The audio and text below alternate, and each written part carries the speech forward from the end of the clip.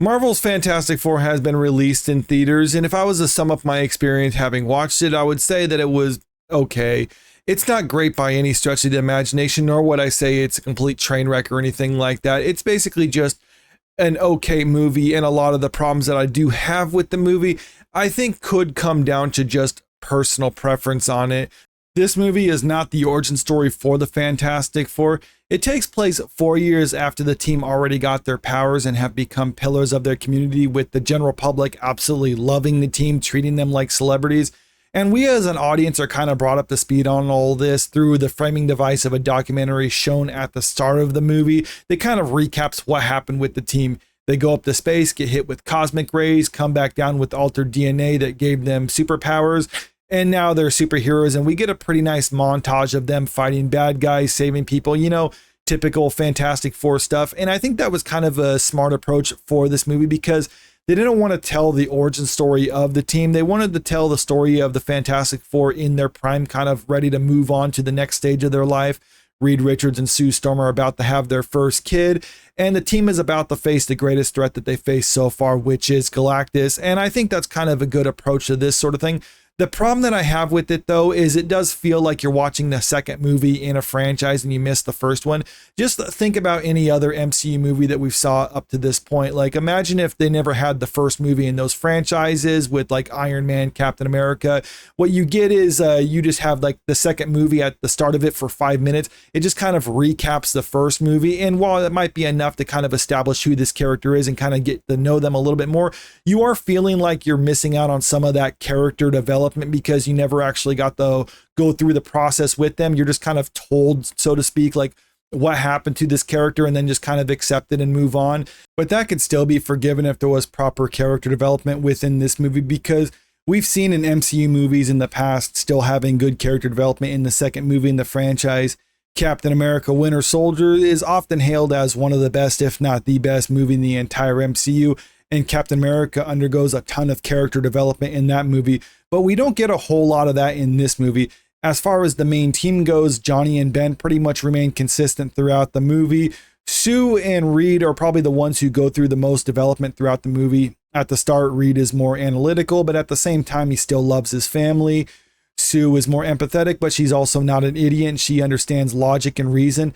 And at the end of the movie, Reed is leaning a little bit more on his empathetic side, whereas Sue is leaning a little bit more on her analytical side. And that's supposed to be their big character development or their character arc. And it doesn't feel like they've undergone an arc, only that they're just operating in a manner that's a little bit different than what they normally would operate at. The only one who really gets any character development or has a character arc throughout this movie is probably the Silver Surfer. And even then, it's so contrived throughout the movie that it doesn't feel like it's anything earned. It's just that they needed to have a character arc for her. So they just tried to manufacture a quick reason why they could justify it. When it comes to the main cast, I think everyone did a decent enough job with this movie. As far as the main Fantastic Four team goes, Pedro Pascal is probably the weakest link of them, and even then, he didn't necessarily give a bad performance. Pedro Pascal is one of those actors that I would just say is okay. He's never done anything that I think is just fantastic, but also has never really done anything that I think is just outright awful. He's just okay, and there are probably plenty of actors out there who would have done a better job as the role of Reed Richards. But there's also actors out there that I think would have done a worse job. As far as what I think is the best performance goes in the main team, it would probably be Joseph Quinn as Johnny Storm. I think he captured the character pretty well. And there was those rumors going around. I think a lot of it stemmed from comments that he himself actually made in regards to Johnny Storm, basically giving the impression that they're going to make a more feminist Johnny Storm, get away from his womanizing ways and other things like that. And while that wasn't really present a whole lot throughout this movie, because he was just kind of with his team throughout the movie, didn't really have a chance for womanizing, you didn't really get the impression that they were going for a more feminized Johnny Storm. In fact, he was making comments about Silver Surfer, referring to her as a sexy alien and other things like that, which I thought was kind of funny. So I don't understand why he would make comments like that. Maybe it's because he was talking to reporters and it was just telling them what they wanted to hear. Maybe he was trying to get attention on the movie, being he knew saying Johnny Storm was no longer going to be a womanizer was going to get attention, but it really didn't come across in the final product of the movie. Also, something that kind of got a lot of negative attention about this movie that I think is important to address was the idea that Sue Storm is supposed to be the leader of the Fantastic Four.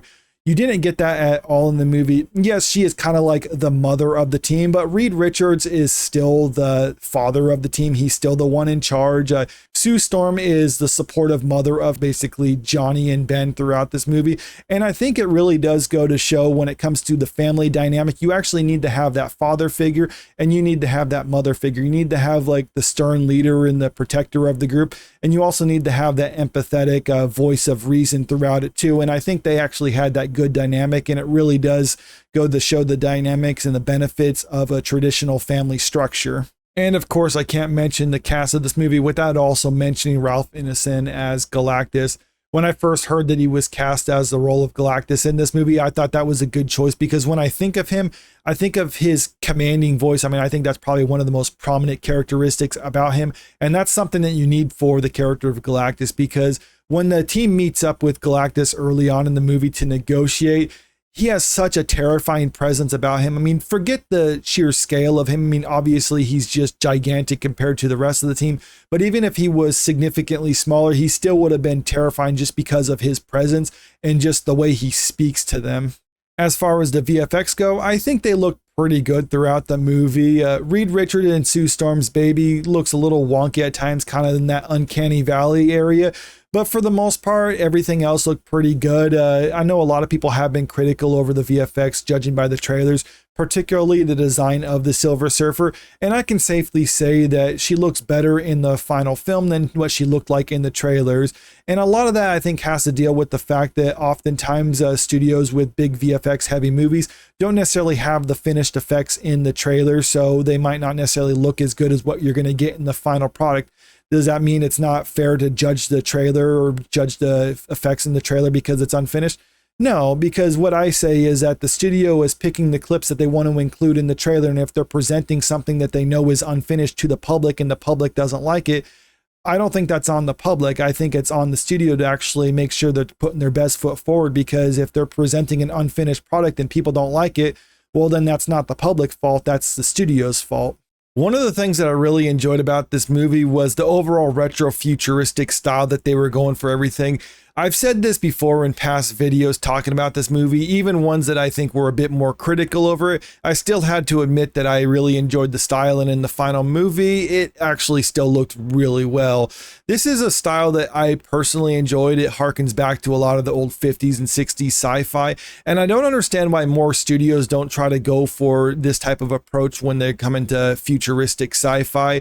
A lot of the times you see when it's trying to be futuristic, they'll go for like holograms and other things like that and touch screens. And while I know that's probably more of a realistic approach to what future technology would look like, I still kind of prefer the overall look of this sort of thing, because it kind of dabbles into a fantasy realm when you have something with like CRTV monitors, but then flying cars and other things like that. So that's something I personally enjoyed. Now, if it's something that you don't actually like because it comes down to personal preference, then I guess you might not necessarily feel the same way. But I think more people than not will actually like the overall look of this movie. I think the worst part about this movie is probably the overall story, and not necessarily because it's bad, it's just because it's very forgettable. But I will give it credit because unlike other recent MCU movies, this one doesn't require a bunch of homework going into it. In fact, you could have probably never watched anything in the MCU up to this point and just come into this movie as your entry into the MCU and be perfectly fine. You don't need homework coming into it, and it's not existing just to set up the next thing. In fact, I think it's a lot like Guardians of the Galaxy, the first one that is, in that it's existing as a standalone movie to try to establish who these characters are. So when they're introduced into the rest of the MCU, the audience already knows who they are. The problem, though, with this one is it's significantly less entertaining than Guardians of the Galaxy. That's a movie that I could go back and revisit and enjoy it. This one, it was just very bland, and I don't expect a lot of people to revisit this multiple times or have multiple viewings in theaters.